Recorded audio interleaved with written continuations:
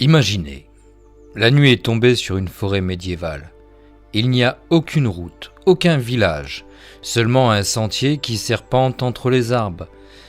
Vous avancez à la lumière d'une lanterne lorsque vous entendez de l'eau, une rivière.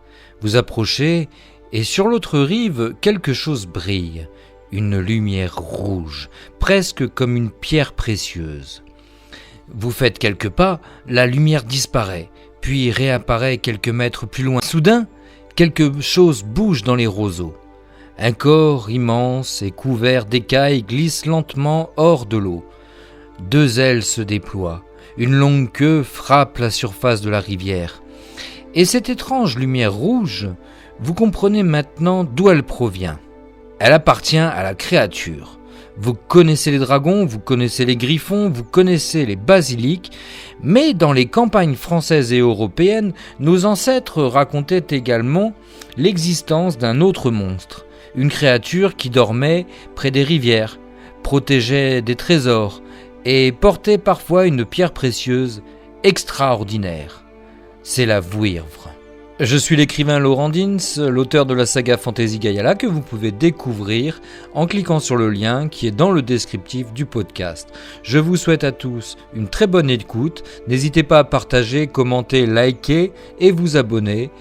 La première difficulté lorsque l'on parle de la Vouivre, c'est qu'elle n'a jamais possédé une apparence parfaitement définie.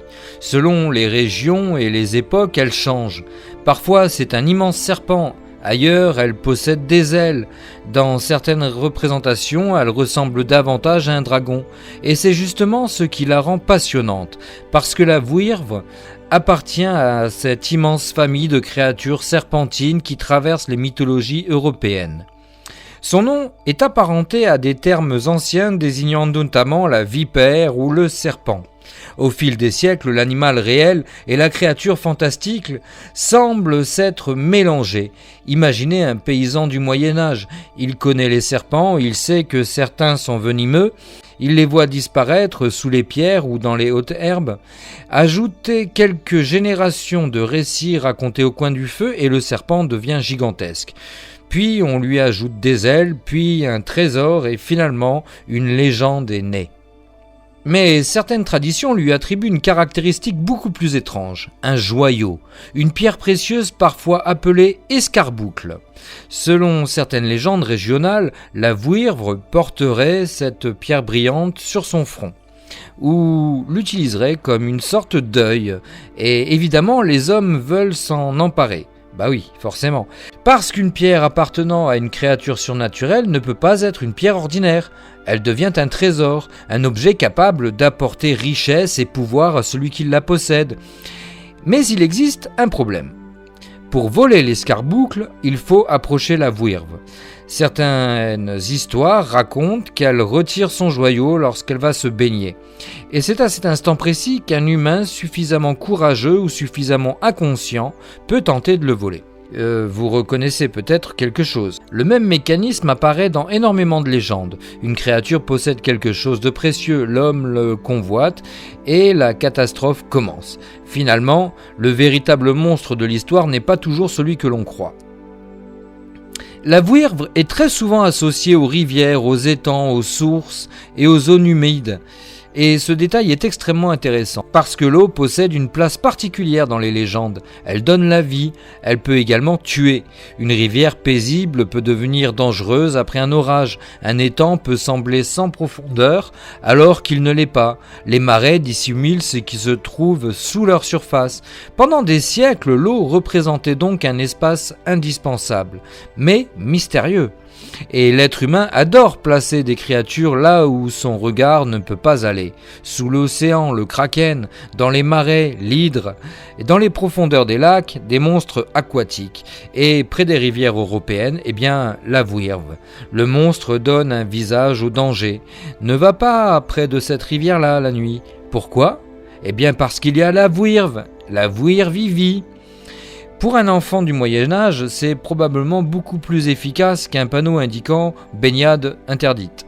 Aujourd'hui, lorsque l'on entend le mot « Vouivre », on pense parfois à la virve de la fantaisie anglo-saxonne. Et les deux mots sont historiquement apparentés. Mais la fantaisie moderne a progressivement créé une distinction presque zoologique. Le dragon occidental classique est souvent représenté avec 4 pattes et 2 ailes. Et la virve, elle, possède généralement 2 pattes et 2 ailes. Ces ailes peuvent même former ses membres antérieurs.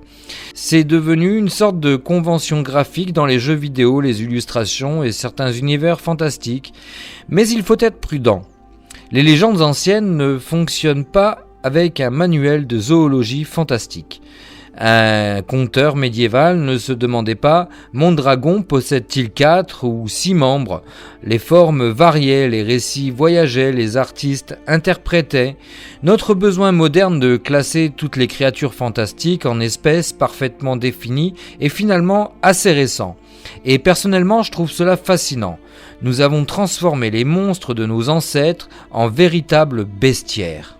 Pour un écrivain de fantasy, la Vuirve possède un potentiel extraordinaire, parce qu'elle est suffisamment connue pour évoquer immédiatement le dragon, mais suffisamment mystérieuse pour permettre énormément de liberté. Imaginez une forêt interdite, au centre se trouve un lac. Tous les habitants du village voisin connaissent une règle, personne ne doit traverser le lac après le coucher du soleil. Mais pourquoi ? Personne ne veut réellement l'expliquer. Puis un enfant découvre une étrange pierre rouge et quelque part sous l'eau, quelque chose ouvre les yeux. Voilà, c'est maintenant. Vous avez déjà le début d'une histoire. La Vuirve peut être un monstre, une gardienne, une divinité ancienne, la dernière représentante d'une espèce oubliée, ou même une créature parfaitement pacifique devenue dangereuse uniquement parce que les hommes cherchent à lui voler son trésor. Et c'est là que la fantaisie devient intéressante, parce qu'elle peut reprendre une légende et changer de point de vue. Depuis le début de cette série de podcasts, une chose revient constamment. Nous mélangeons les animaux, serpents et oiseaux, lions et aigles, hommes et taureaux, femmes et serpents, cheval et homme. Pourquoi ? Pourquoi ? Parce que notre cerveau connaît déjà ces animaux. Nous savons qu'un lion est puissant, qu'un serpent peut être dangereux, qu'un aigle domine le ciel. Il suffit alors de prendre les caractéristiques qui nous impressionnent le plus et de les réunir. Une Vuirve fonctionne exactement de cette manière. Elle possède quelque chose du serpent, quelque chose du dragon, parfois quelque chose de l'oiseau, et surtout, elle possède ce que l'animal réel ne possède pas, le mystère. C'est peut-être cela qui distingue véritablement l'animal fantastique de l'animal réel. Nous lui donnons pas seulement un corps, nous lui donnons une histoire. Allez, il est grand temps de conclure ce podcast. Imaginez une dernière fois. Des siècles ont passé, la forêt existe toujours, mais le village a disparu. Il ne reste que quelques pierres recouvertes de mousse. La rivière, elle, continue de couler. Une nuit, un voyageur s'arrête sur la berge. Quelque chose brille sous l'eau. Une pierre rouge, magnifique. Il tend la main, ses doigts touchent presque la surface. Puis, 2 immenses yeux s'ouvrent dans les profondeurs. L'eau commence à bouger. Le voyageur recule et, dans la brume, 2 ailes gigantesques se déploient. Peut-être que les Vuirves n'ont jamais disparu. Peut-être avons-nous simplement cessé de regarder au bon endroit. Car avant que les dragons ne deviennent les rois de la fantaisie, d'autres créatures peuplaient déjà nos rivières, nos montagnes et nos forêts. Des monstres plus anciens, plus proches de nous. Des créatures dont les histoires étaient racontées dans les villages, bien avant l'apparition de nos romans fantastiques. Et quelque part, au fond d'une rivière oubliée, une escarmouche brille peut-être encore dans l'obscurité.